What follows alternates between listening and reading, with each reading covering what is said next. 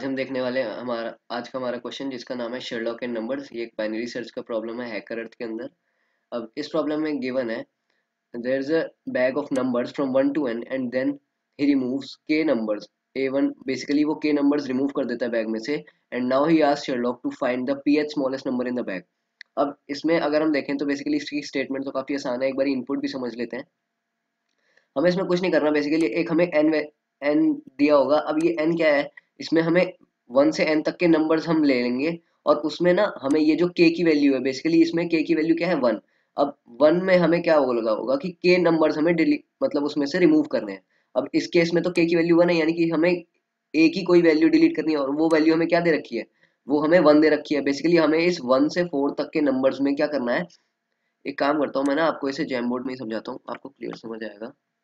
तो चलते हैं हमारे जैम बोर्ड पे और देखते हैं कि ये क्वेश्चन को कैसे हम समझ सकते हैं। तो अब इस क्वेश्चन में हमें ये गिवन है कि ये जो हमारे पास ये चीज है ना, तो ये तो हमारे पास क्या है, ये हमारे पास n गिवन है, ये हमारे पास क्या है बेसिकली k नंबर्स गिवन है ना। और ये हमारे पास क्या है, हमें p की वैल्यू गिवन है कि हमें pth स्मॉलेस्ट नंबर चाहिए। इसके बाद मतलब हम जब अपने नंबर्स को डिलीट कर लेंगे उसके बाद pth स्मॉलेस्ट नंबर क्या बनेगा, ठीक है। तो अब जैसे यहाँ पे n की वैल्यू 4 है, तो हम क्या करेंगे 1 2 3 4 ये 4 नंबर है हमारे पास। हमें उसमें से k की मतलब जितनी वैल्यूज हमारे पास k की होंगी ना वो हमें हटानी है। जैसे इस केस में तो k की वैल्यू 1 ही है, यानी कि कोई एक नंबर हटाना है इसमें से, और वो वैल्यू हमें क्या दे रखी है, यहाँ पे 1 दे रखी है, यानी कि इसमें से हम 1 डिलीट कर देंगे, है ना। अब हमारे पास पूछे कि अब बताओ pth स्मॉलेस्ट नंबर यानी कि सेकंड स्मॉलेस्ट नंबर कौन सा होगा। तो अब ये जो बच्चे नंबर्स हैं इसमें से सेकंड स्मॉलेस्ट कौन सा होगा, यही वाला तो होगा 3। तो इस केस में हम आउटपुट कर देंगे इसका आंसर 3, ठीक है। अब अगर हम इस केस में देखें तो हमारे पास n की वैल्यू क्या है 5 है। तो ऐसे अगर हम क्या करेंगे 1 2 3 4 5 ये 5 नंबर्स हैं, ठीक है। अब उसने बोला है कि हमें k मतलब k नंबर्स को डिलीट करना है। अब k की वैल्यू है 2 है, तो बेसिकली ये k नंबर्स है ना, इसमें से हमें 1 को और 3 को, ये दोनों नंबर्स को यहाँ से रिमूव करना है। तो हमने 1 को और 3 को रिमूव कर दिया। अब हमारे पास जो नंबर्स बचे हैं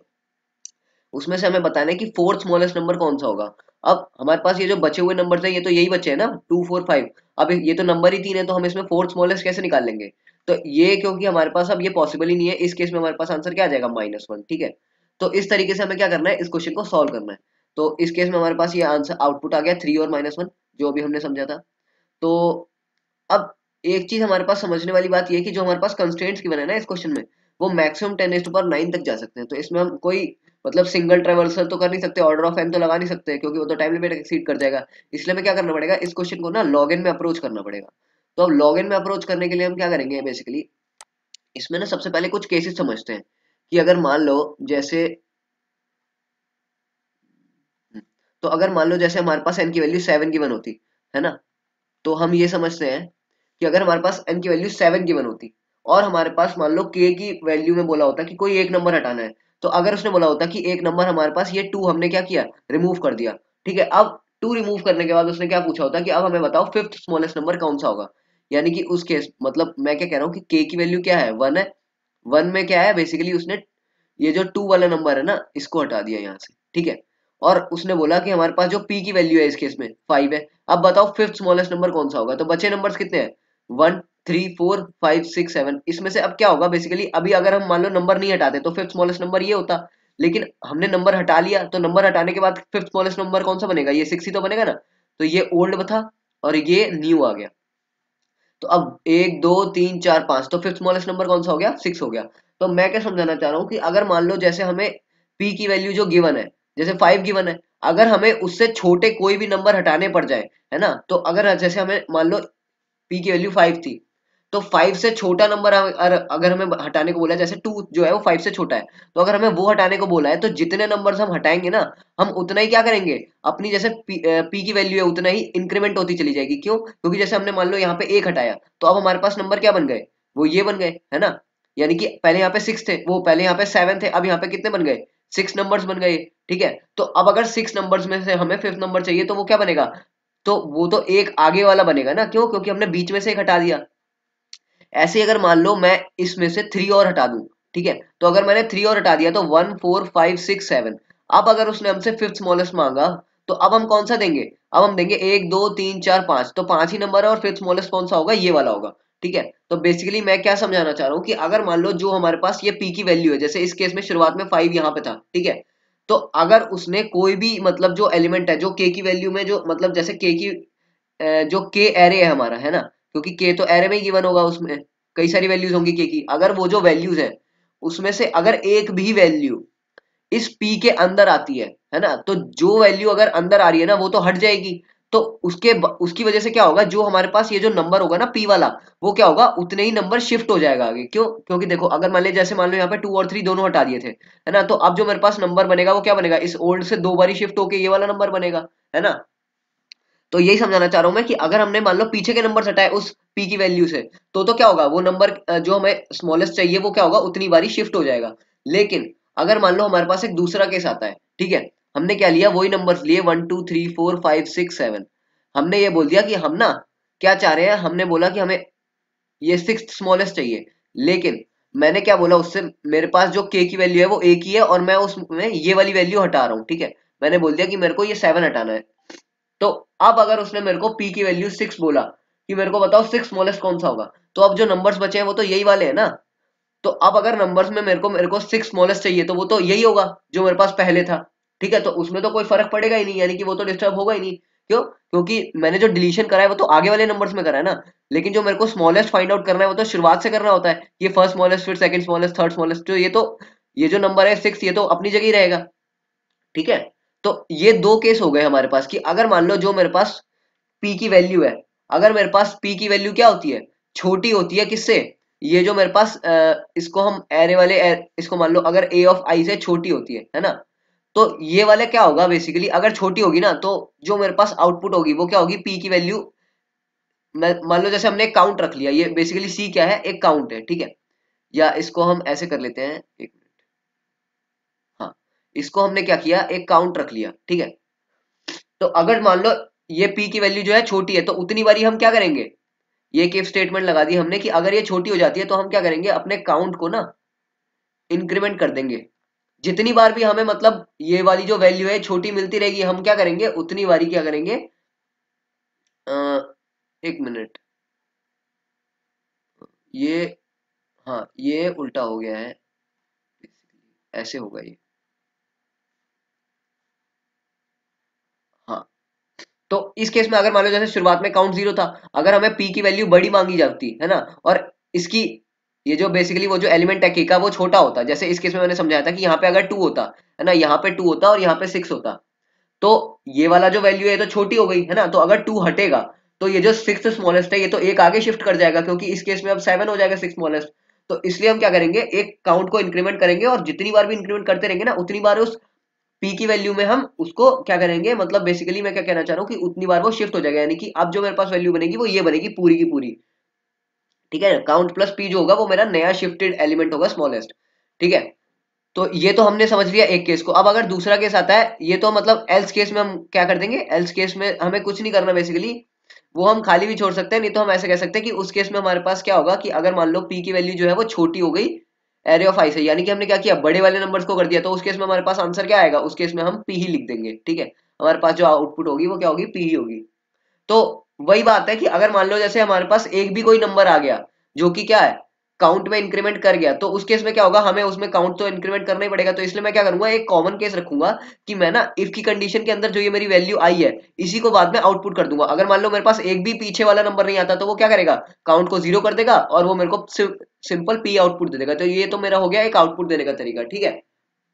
तो इसके बाद क्या होता है कि एक चीज हमें और ध्यान रखनी है इस क्वेश्चन में, क्योंकि अगर हम सेकंड टेस्ट केस को देखें, सेकंड टेस्ट केस में जैसे हमारे पास मान लो ये वाला सेकंड टेस्ट केस था 5 to 4, है ना, तो ये समझते हैं एक बार कि 5 to 4 जैसे हमें यहाँ पे गिवन था 5 2 और 4, और ये जो 2 वाली वैल्यूज है ना ये कौन कौन सी थी, ये थी 1 और 3। तो अगर ये दोनों वैल्यूज हमने डिलीट करी, ठीक है, जैसे मैं क्या समझाना चाह रहा हूँ, 5 क्या है, एन है, तो अगर मैंने 1 2 3 4 5 इसमें से 1 को हटा दिया और 3 को हटा दिया, लेकिन मेरे से पी क्या मांगा है, मेरे से तो फोर्थ स्मॉलेस्ट मांगा है, तो अब नंबर्स ही 3 बचे हैं, तो मैं फोर्थ स्मॉलेस्ट तो वैसे भी नहीं दे सकता, तो मेरे को एक ये केस और अलग से रखना पड़ेगा कि अगर जो मेरे पी की वैल्यू है अगर वो बड़ी हो जाती है किससे, मतलब टोटल अगर ये बड़ी हो जाती है एन से, है ना। अब ये n से भी कैसे होगी, क्यों, क्योंकि मैंने बताया था कि जो मेरे पास k नंबर्स है वो हटाने के बाद ही तो मैं कैलकुलेट करूंगा ना कि मेरे पास नंबर कितने बच रहे हैं। तो अगर मान लो मैं कह रहा हूं कि मेरे पास ये जो n है ना, इस मतलब अब जो ये मेरे पास फाइनल p बन रहा है, इसमें मैंने बोला कि मैंने इतने नंबर तो हटा दिए थे, है ना, यानी कि मैंने 2 नंबर्स हटा दिए, और मेरे पास ये जो नंबर बच रहा है, ये जो 3 बच रहा है ना, इसको मैं क्या करूंगा, इसको मैंने मतलब जैसे मेरे पास क्या था, हाँ मेरे पास 5 था, यहाँ पे मेरे पास 5 है ना, और मेरे पास p क्या बन रहा है, अभी मेरे को क्या चाहिए, फोर्थ स्मॉलेस्ट चाहिए। और मैंने क्या किया, मैंने जो k बेसिकली जो मैंने नंबर्स हटाए थे वो भी तो इंक्लूड करूंगा, तभी तो मेरे को पता चलेगा कि फाइनल मैंने basically total number of elements कितने मांग रहा है वो। जैसे एक बारी हम यहाँ पे समझते हैं, मैं क्या समझाना चाह रहा हूँ कि अगर मान लो जैसे मेरे को ये चीज गिवन है कि अगर n माइनस के, इसमें क्या बोला हुआ है कि जैसे मान लो n माइनस के, n की वैल्यू क्या है, अगर मेरी ये छोटी हो जाती है, मतलब फाइनल जो n की वैल्यू है उसमें से मैंने k नंबर तो हटाने हैं ना, तो अगर मेरे पास हटाने के बाद जो नंबर बच रहा है n माइनस के, अगर वो बड़ा होता है p से, तो मैं क्या बोल दूंगा कि मेरे पास आंसर जो है वो -1 आएगा उस केस में, मतलब उस केस में क्या होगा, वो वही वाला आंसर होगा जो मतलब मैंने अभी समझाया था पीछे, कि मेरे पास वो क्या होगा, एक काउंट इंक्रीमेंट करके जो मेरे पास न्यू शिफ्टेड एलिमेंट आएगा वो होगा। तो इसको हम ऐसे भी लिख सकते हैं, अगर आप नहीं समझ पा रहे हैं तो मैं ये कह रहा हूं कि n माइनस के अगर बड़ा या बराबर हो किसके, इस p एलिमेंट के। इसका क्या मतलब है कि अगर मैं इसको ऐसे समझाऊं आपको कि n जो होगा वो बड़ा होना चाहिए किससे, p प्लस k से। तो इसका मतलब क्या है कि अगर मान लो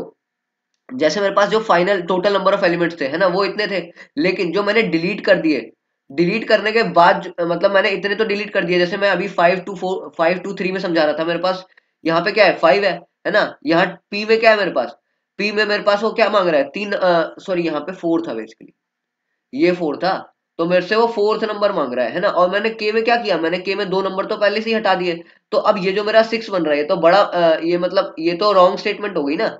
ये तो इनवैलिड स्टेटमेंट हो गई। क्यों, इसका मतलब क्या है बेसिकली, कि मैंने क्या किया, मैंने ना जो 4 नंबर थे मेरे पास, जो फोर्थ नंबर मांग रहा था, वो बेसिकली क्या होना चाहिए, वो इस n के अंदर भी तो होना चाहिए, यानी कि